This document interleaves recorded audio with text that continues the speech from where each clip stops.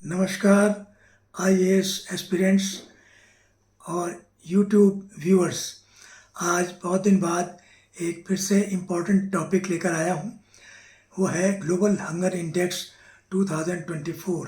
अभी न्यूज़ में आपने सुना होगा कि अक्टूबर 2024 में ये हंगर इंडेक्स रिलीज़ किया गया है और उसमें 0 से 100 के पैमाने पर हंगर को नापा जाता है। अगर स्कोर ज़्यादा है तो हंगर ज़्यादा है उस कंट्री में। ये एक जियोग्राफिकल रीजन और कंट्री वाइज इसको नापते हैं और इस मानकों से ये पता लगता है कितनी भुखमरी है और क्या कोई देश और या रीजन उसके लिए कर सकते हैं। तो एक चैलेंज भी है देने के लिए। और इंडिया की रैंक काफ़ी नीचे है, 105 है 127 कंट्रीज़ में, और इसका स्कोर है 27.3। तो ये हम अभी डिस्कस करेंगे।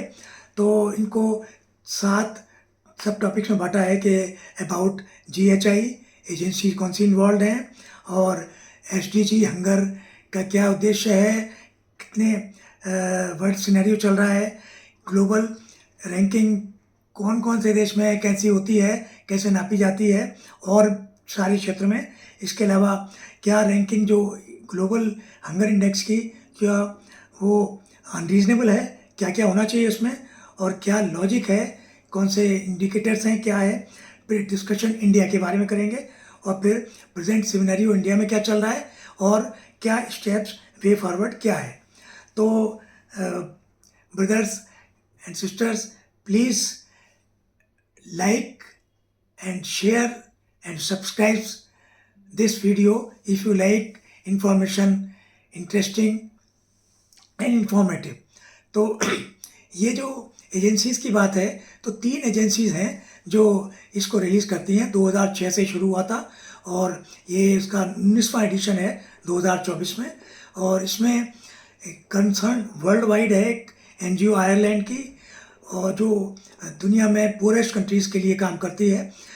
वेल्थ हंगर हिल्फ जर्मन एनजीओ है जो 1962 से जो इनमें फ्रीडम फ्रॉम हंगर कैंपेन का काम करते हैं। एक यूरोप का इंस्टीट्यूट है, institute for international law of peace and arm conflict. तो ये तीनों मिलके इसका करते हैं। और आप ये देखेंगे इसमें कुछ ग्राफिक्स बनाए हैं, thanks to our social buzz team. काफ़ी मेहनत करते हैं और बहुत इंटरेस्टिंग है। थोड़ा आपको ये पॉज करके भी देखना पड़ेगा क्योंकि बहुत इन्फॉर्मेटिव है। मैं इतना एक्सप्लेन नहीं कर पाऊँगा, लेकिन आप पॉज करके देखेंगे ग्राफिक्स को, काफ़ी इन्फॉर्मेशन मिलेगी। तो इसमें देखेंगे आप कि 100 के पैमाने पर अगर 10 से कम है किसी देश का, किसी रीजन का हंगर परसेंटेज में, तो वो लो हंगर कहलाता है। 10 से ज़्यादा है, 20 से कम है तो मॉडरेट में आता है। अगर 20 से ज़्यादा है और 35 से कम है तो सीरियस में आता है, और 35 से ज़्यादा है और 50 से कम है तो अलार्मिंग, और उसके ऊपर है तो बहुत ज़्यादा अलार्मिंग में आता है। तो ये अब आप वर्ल्ड का नक्शा देख रहे हैं, तो ग्रीन एरिया जो दिखाते हैं पूरा यूरोप और पूरा नॉर्थ साउथ अमेरिका, वो ग्रीन है, लो हंगर है उसमें। इसके अलावा जो मॉडरेट में बहुत कम एरियाज़ हैं, आप देखेंगे इसमें कि बोलीविया वगैरह है और लीबिया, इजिप्ट वगैरह है। लेकिन सीरियस कैटेगरी में इंडिया है, पाकिस्तान है, अफ़गानिस्तान है और अफ्रीका के बहुत से कंट्रीज़ हैं। तो इनके बारे में हम देखेंगे कि 2030 तक जो सस्टेनेबल डेवलपमेंट गोल्स तय किए हैं यूएनओ ने, उसके हिसाब से 0 हंगर होना चाहिए 2030 तक। लेकिन उसकी कोई उम्मीद नहीं लग रही, क्योंकि आप देखेंगे 2000 में 28 था टोटल हंगर इंडेक्स, और 2024 तक आता है 18.3 है।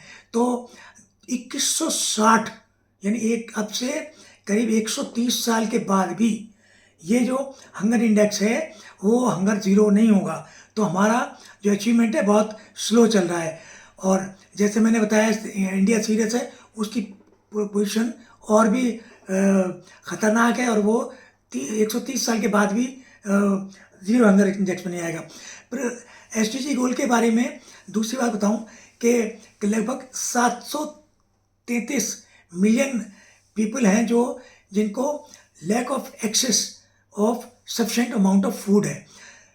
2.8 बिलियन लोग ऐसे हैं who cannot afford healthy diet. और हमारा जो साउथ एशिया है सबसे पिछड़ा हुआ है और 281 मिलियन लोग हैं, जो 40% की आबादी है पूरे वर्ल्ड की, वो भुखमरी के शिकार हैं सीरियस। और ये आप देखेंगे रीजन वाइज दिया है, तो इसमें आपको दिख जाएगा यूरोप और सेंट्रल एशिया और साउथ ईस्ट एशिया ये बेटर हैं, सबसे ख़राब है साउथ एशिया और इस तरह। अब साउथ एशिया और साउथ एशिया का भी आप मैप देखेंगे, उसमें north Korea, Afghanistan, Pakistan, India serious condition में है। और ये जो नेपाल, हमारे जो कंट्रीज़ हैं पड़ोसी सारे, बांग्लादेश, नेपाल, श्रीलंका, ये भी हमारे से बेटर है।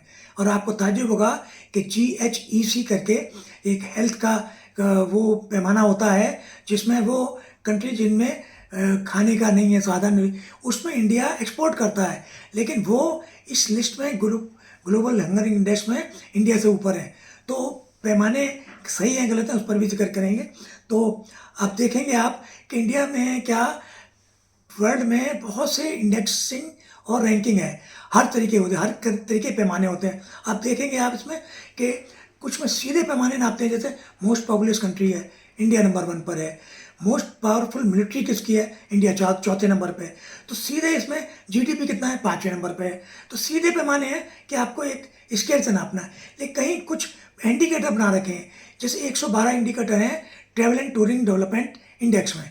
उसमें यह भी है पानी पीने का साफ है नहीं, कितने पढ़े हुए हैं लोग, लेबर लॉज कैसे हैं, कोर्ट कैसे हैं, पुलिस का वो कैसा है, दुनिया भर के पैमाने मान रखे हैं। 80 से ज़्यादा हैं ग्लोबल इनोवेशन इंडेक्स में। 7वें से ऊपर पढ़े लिखे बच्चे कितने हैं, यूनिवर्सिटी कितनी है, क्या पढ़ाई क्या है। डेमोक्रेसी इंडेक्स में भी इस टाइप की है कि इंटरनेट क्या बंद तो नहीं करते हैं। तो ये आप देखेंगे कि ग्लोबल नेचुरल कंजर्वेशन इंडेक्स में, वर्ल्ड हैप्पीनेस इंडेक्स में इंडिया की रैंकिंग बहुत लो है, क्योंकि उसमें पैमाने इसी तरह से बनाए हुए। इसी तरह से मैं आपको बताऊंगा ग्लोबल हंगर इंडेक्स भी कंप्लीट नहीं है, बहुत साइंटिफिक नहीं है। तो अब आप आते हैं कि क्या होना चाहिए पैमाना।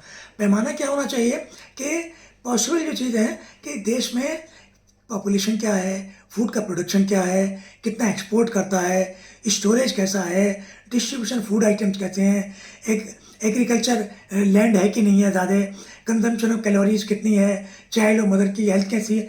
तो ये सब पैमाने होने चाहिए थे, 50-60 पैमाने, लेकिन हैं क्या, सिर्फ 4। इसमें एक पैमाना तो है कि पूरे उस कंट्री की जो पॉपुलेशन है उसका कितना परसेंटेज जो भाग है वो अंडर नरिश्ड है। अंडर नरिश्ड में कैलोरी की कम मात्रा भी हो सकती है, एक्सेसिव मात्रा यानी ओबेसिटी भी हो सकती है उसमें। तो ये जो है UN का FAO food and agriculture organisation वो नापता है। दूसरा है पैमाना जो 2 भागों में बांटा इन्होंने, एक चाइल्ड स्टंटिंग और एक चाइल्ड वेस्टिंग। ये इसके 1/6 1/6 कुल मिला के 1/3। ये है 5 साल से कम की उम्र के जो बच्चे हैं उनमें बौनापन कितना है, यानी स्टंटिंग, यानी जितनी एज हो गई हाइट नहीं बढ़ी, बौने रह गए इसको। और दूसरा है चाइल्ड वेस्टिंग, यानी कि दुबलापन। इसमें जैसे इसको नापते हैं UNO का यूनिसेफ और WHO, वर्ल्ड बैंक और डेमोग्राफिक एंड हेल्थ सर्विस, ये नापते हैं इस पैमाने को। और एक तीसरा जो बचा है वो है चाइल्ड मॉर्टेलिटी, 1/3 है उसका वेटेज। और वो 5 साल से कम बच्चों का वो नापते हैं कि उनकी मौत 5 साल के आने तक हो जाती है। और वो नापता है UN inter agency group for child mortality estimation. तो इन 1/3 और उसका 1/6 मिला के जो स्कोर आता है वो 0 से 100 पर उसको स्टैंडर्ड पैमाने पर माप के GHI स्कोर बनता है। तो अब इसमें मैंने बता दिया आपको चाइल्ड स्टंटिंग क्या होता है, ये आपको इसमें लिखा हुआ भी ग्राफिक दिखेगा आपको। और ये मेथोडोलॉजी क्या है, मैं इसमें एक एग्जांपल देता हूँ कि इन्होंने 1988 से लेकर अब तक जिसमें सबसे ज़्यादा अंडर नरिशमेंट है वो मान लीजिए 75 है, कि 75 जो पॉपुलेशन है वो अंडर नरिश्ड है। तो उसमें क्या किया इन्होंने और थोड़ा पैमाना मान लिया 80 का। तो उस देश में अगर किसी देश का वो नापना है तो उसमें कितना अंडर नरिश्ड है पॉपुलेशन, वो मान लीजिए 40 है। तो 40 को डिवाइड करेंगे 80 से, मल्टीप्लाई करेंगे 100 से, तो उसका स्टैंडर्ड अंडर नरिशमेंट वैल्यू आ जाएगी। तो 40 है तो 40/80 तो ये 50 हो गया, यानी कि 50% पॉपुलेशन वो वहाँ की अंडर नरिश्ड है उस कंट्री की। ये बात इसी तरह से चाइल्ड स्टंटिंग और उसके रेट में 70, 30 और 35 से डिवाइड करते हैं, वो देखते हुए कि दुनिया में सबसे ज़्यादा स्टंटिंग कहाँ है, तो 1988 से अब तक। तो अब आप इंडिया के स्कोर पर आते हैं, तो इंडिया क्या बहुत बुरी हालत थी। 2000 में 38.4 था, फिर 2008 में 35.2, दोनों अलार्मिंग थे। लेकिन अब 2024 में 27.3 है, जो अभी भी सीरियस कंडीशन है। तो लेकिन देखेंगे कि लगातार ये जो ग्राफ में GHI स्कोर इंडिया का घट रहा है, लेकिन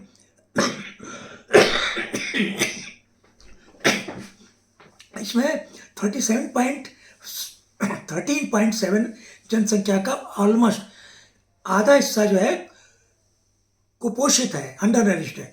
35.5 5 वर्ष से कम आयु के बच्चे जो हैं वो करीब 10% जो है वो 35.5% हैं जो स्टंटिंग में क्रॉनिक माल न्यूट्रिशन से ग्रसित हैं, और 18.7 है ये सबसे कम। मैं आपको दिखाऊंगा कि इंडिया सबसे बॉटम पर है पूरे वर्ल्ड में, और यहाँ पर बौनापन बहुत ज़्यादा, बौनापन नहीं, यहाँ दुबलापन बहुत ज़्यादा है।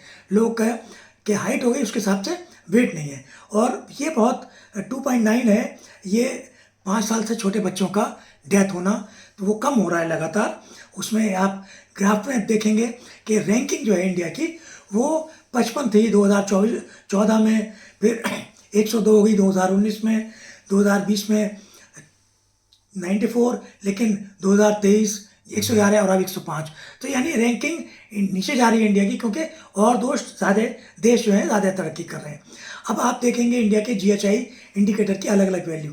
तो ये जो ब्राउन में है चाइल्ड वेस्टिंग है 35% से जो ज़्यादा है, और वो घट रही है। तो आप देखेंगे इसमें कि लगातार घट रही है, लेकिन बहुत 35% यही पूरा डुबा रहा है GHI स्कोर इंडिया के। अब आप देखेंगे चाइल्ड वेस्टिंग ये गुलाबी रंग में है, और इसका कांस्टेंट है, क्योंकि ये इंडिया में सबसे ज़्यादा वो सबसे ज़्यादा जो दुबलापन है वो बच्चों के हाइट के हिसाब से वो वेट कम है उनका, ये बढ़ता ही नहीं है, ये बॉटम पर है। और चाइल्ड मॉर्टेलिटी देख रहे हैं कि वो काफ़ी कम हुई है लगातार, हल्के नीले रंग का ग्राफ है। तो अब आप देखेंगे इस दूसरे ग्राफ में कि 18.7 इंडिया बॉटम पर है वेस्टिंग के हिसाब से, एक्यूट माल न्यूट्रिशन के हिसाब से, और कंट्री सब इससे आगे हैं। तो क्या ये पैमाने सही है, क्या मेथोडोलॉजी सही है? नो। इसमें अन्नपूर्णा देवी जी मिनिस्टर जब थी लोकसभा में, उन्होंने जवाब दिया था कि भाई ये जो है साइंटिफिकली ठीक नहीं है मेथोडोलॉजी, क्योंकि इसमें एक पैमाना तो ठीक है कि पॉपुलेशन का अंडर नरिशमेंट देखते हैं, लेकिन सारे 140 करोड़ की आबादी को सिर्फ 5 साल के छोटे बच्चों से देखेंगे बौनापन कितना है और दुबलापन कितना है, चाइल्ड का मॉर्टेलिटी रेट, क्या इससे पूरी 140 करोड़ की आबादी का हो जाएगा? दूसरा, एक स्मृति ईरानी जी ने एक बार कहा था कि सर्वे कैसे करते हैं अंडर नरिश्ड का। 3000 लोगों को पूरे 140 करोड़ में फ़ोन करते हैं, क्या आपको भूख लगी है? अब आपने कह दिया हाँ लगी है, तो पता लिया ये भुखमरी के शिकार है। तो ये तो सर्वे गलत है, एग्जीक्यूटिव सर्वे। जैसे TTDI में भी मैंने देखा होगा आपने कि मैंने कहा था कि बहुत एग्जीक्यूटिव सर्वे नहीं होना चाहिए, कुछ लिखित डेटा है जो पब्लिश होते हैं उससे होना चाहिए। तो अभी वर्तमान में भारत सरकार ने कुछ कदम बहुत अच्छे उठाए हैं कई सालों से सस्टेनेबल डेवलपमेंट गोल के हिसाब से। जैसे नेशनल फूड सिक्योरिटी एक्ट 2013 में 80 करोड़ लोग, गरीब लोगों को PM गरीब कल्याण अन्न योजना में खाना मिलता है, काफ़ी उनकी मदद होती है। पोषण 2, उसमें SDG 2 जीरो हंगर के लक्ष्य को प्राप्त करने के लिए विटामिन, प्रोटीन, मिनरल सब कुछ ध्यान बैलेंस डाइट के लिए दिया जाता है। इसके अलावा बहुत सी स्कीम है। मिड डे मील ने बहुत बड़ा काम किया है इंडिया में। ICDS, PM मातृ वंदना योजना है, जननी सुरक्षा योजना, एनीमिया मुक्त भारत है। सबसे बड़ी चीज़ जो मैं और भी जगह मैंने बताई है कि ये है aspirational district programme NITI Aayog का। 4 साल में 100 से ज़्यादा सबसे बॉटम के डिस्ट्रिक्ट जो है 800 डिस्ट्रिक्ट में से करीब 100, उनका 4 साल में इतना इम्प्रूवमेंट हुआ है हेल्थ में भी और हंगर में भी।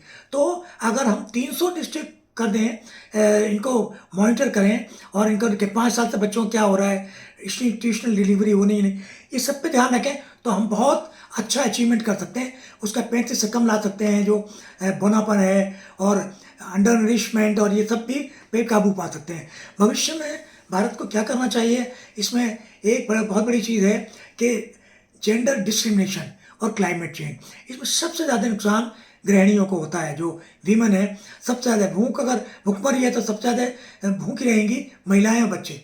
तो ये इस पर ध्यान देने की ज़रूरत है, इनके जेंडर बजटिंग और इस पर ध्यान देने की ज़रूरत है। क्लाइमेट चेंज पे कि फेमिन आ गया या कुछ आ गया।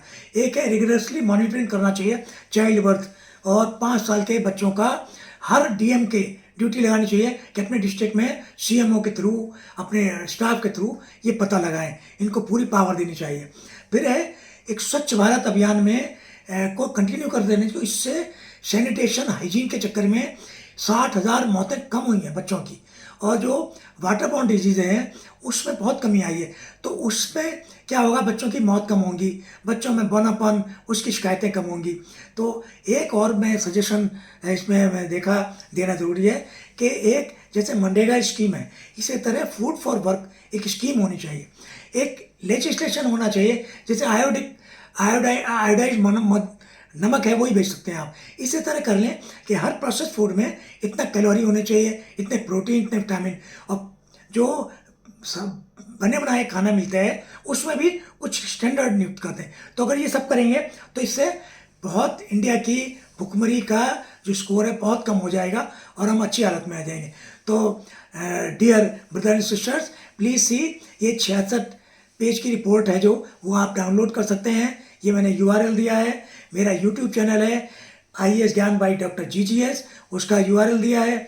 मेरा ईमेल ID है, और मेरी जो बुक है no dream is too big, memories of a civil servant, ये अमेजन पर है। आप पढ़िए 2-3 चैप्टर IAS के GS स्टडी के लिए और इंटरव्यू के लिए और MCQ के लिए भी बड़े अच्छे पॉइंट्स हैं इसमें।